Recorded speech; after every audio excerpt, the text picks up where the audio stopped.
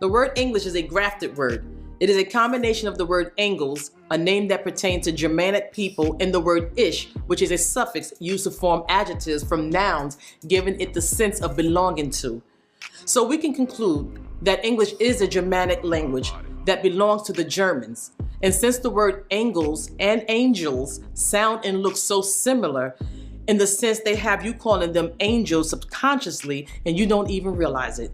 This Germanic language is a branch of the Indo-European language family, as well as Indo-Aryan, which goes back to the Sanskrit language, which is the language of the Hindus. In the 5th century, the Angles, together with the Saxons and Jutes, invaded and conquered Britain. This new land they made for themselves was called Anglo-Saxons, and for short, Anglo-land, which is now pronounced England. And their language is what we call Old English today. Soon, French, Latin, Slavic, Italian, Arabic, Greek, Hebrew, Portuguese, and many other languages were added to it to further confuse us. The year 1066 AD marked the end of Old English and the beginning of Middle English. Middle English took its root in Europe between 1100s and 1500s AD, and by the year 1476 AD, modern English came about, which is really American. Many people do not know that the English language started out as letters with hard sounds, much like the German and Greek language of today, which was merely grunting sounds.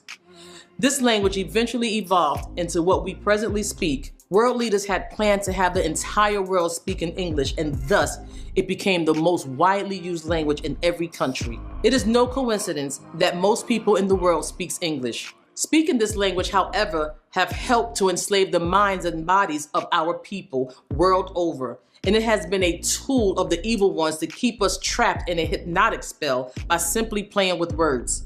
To put a spell on someone is to utilize words in such a captivating way that the victim doesn't even realize it.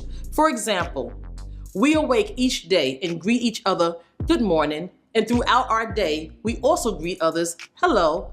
Now let's scrutinize this. A wake is a ritual in which family and friends view the body of the deceased and people are in great mourning. When we greet someone hello, we are actually saying hell is low. Another example is in our leisure, we tend to watch television programs, and again, we are actually saying tell-lie-vision while we're being programmed. And this is not deep. We once were able to see this very easily before we became spellbound by this language. It all starts from childhood, when we were taught to spell words incorrectly, like the word sugar, which should be spelled S-H-U-G-A-R. Look at the alphabets. All the letters in the alphabet are not English letters. And it's simple to know. A rule of thumb is if you cannot spell a letter beginning with the letter that they tell you it is, then it is not an original letter. Take the letter C, for instance. To spell C, you have to use the letter S. To spell F, you have to use the letter E. To spell the letter H, you have to use the letter A. This language has been put together with symbols and codes to trick you and teach you to not know and to ultimately keep you trapped mentally. And because of this reality, the most literate people in the language are in fact the most ignorant. This ignorance comes from the dictionary, which should rightfully be called a definitionary, for diction is how to say a word, not define it. And even the word definition is a trick. Just look at it.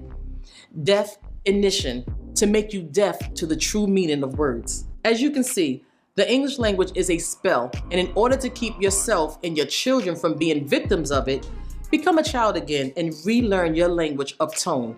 Miss Bhatia. I am Hotep Ba Atun, and this is Back to the Basics. Like, share, and subscribe.